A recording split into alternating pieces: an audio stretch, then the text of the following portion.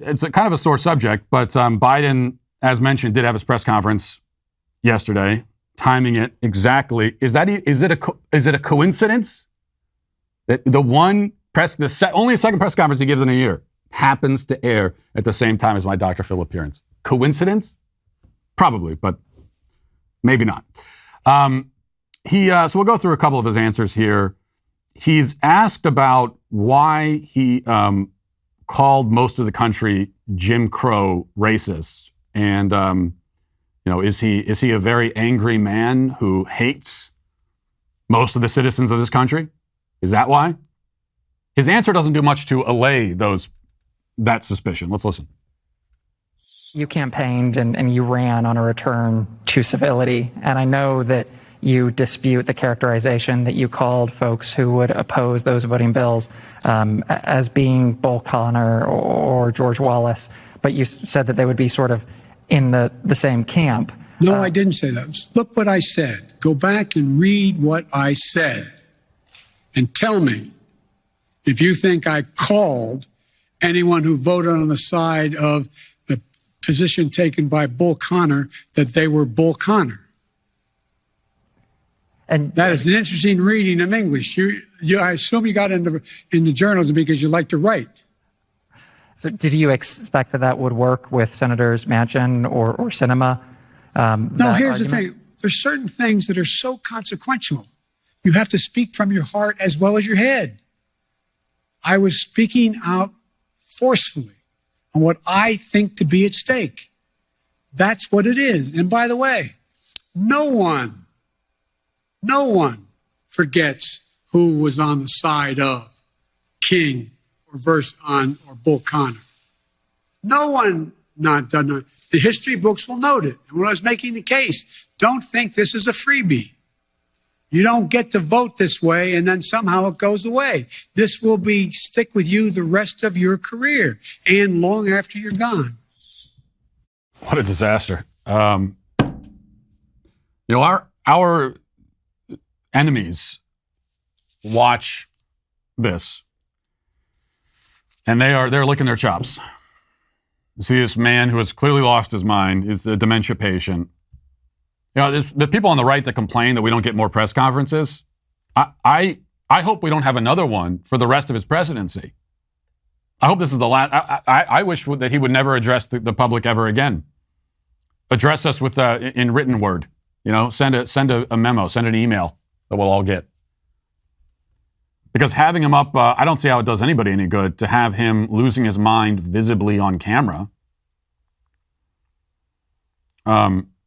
Doesn't do us any good unless the people who are in a position to do it will actually take steps to get rid of this guy because he's not mentally competent. But that's not going to happen. So I hope there's not another press conference. 2 a year is too much. If you feel like you aren't getting the respect you deserve in life, well, I've got a solution for you. Established Titles is your opportunity to earn the title of Lord or Lady and gain the respect you deserve. All you need is a 1 square foot plot of land in Scotland. In your title pack, you'll receive at least 1 square foot of dedicated land on a private estate and an official certificate with a crest. Your certificate will include a unique plot number with which you can see the exact location of your land. These title packs are a fantastic gift and the best way to surprise your loved ones, from girlfriends to boyfriends or even family. You could even get a couple pack for you and your partner where you can get adjoining plots of land.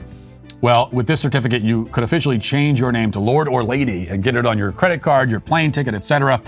Established Titles is having a great extended New Year's sale. So go to establishedtitles.com/Matt Walsh to save 10% off today.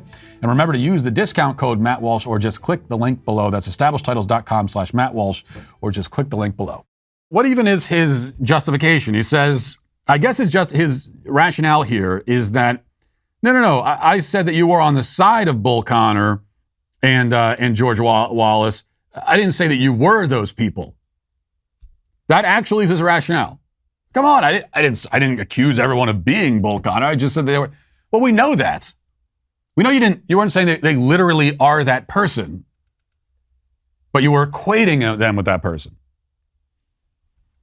If they won't support a voting rights bill to protect the rights that everybody already has. And speaking of voting, he was also asked about, if we don't get this voting rights bill in place, And then we get to the midterm elections. You know, are you willing? Can you sit here and just assure everybody, assure the American people that the elections are still legitimate? Especially because we've been told repeatedly over the last year and a half, that the worst thing you could ever do is question the legitimacy of our elections. That is an attack on our very democracy, our system of government. It's an attack on our society. And let's see how Joe Biden fields that question. Speaking of voting rights legislation, if this isn't passed, do you still believe the upcoming election will be fairly conducted and its results will be legitimate? Well, it all depends on whether or not we're able to make the case to the American people that some of this is being set up to try to alter the outcome of the election. Okay, so in other words, if I don't get my way, then yes, the elections are illegitimate. And it's just a coincidence. So you understand, all of this is a coincidence. The fact that they are almost certainly going to be annihilated in the midterms, the Democrats are walking into a bloodbath, and there's no escaping it now, and they know it. And the fact that that's about to happen, and now is when they're launching this full-on campaign screaming about an attack on voting rights and people are being prevented from voting. All a coincidence, right?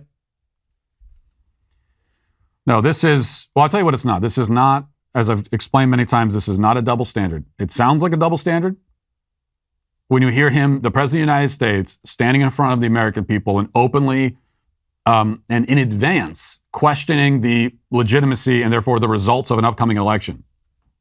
When you hear him doing that, after he and the rest of the Democrats spent the last year condemning Trump for doing something similar, you might say that's a double standard. It's not a double standard.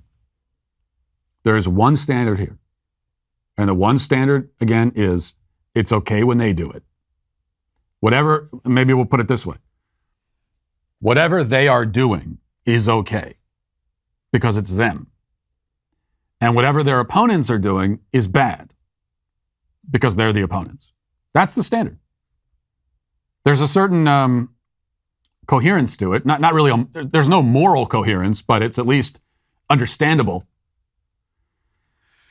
And that's all it is. One standard. They can do it, but not you. And that's the case when it comes to questioning elections. That's the case when it comes to attending a maskless party. They can do it, but not you. Hey, listen, hit the subscribe button. Do it right now. I demand it. And I thank you for your compliance. It is somewhat appreciated.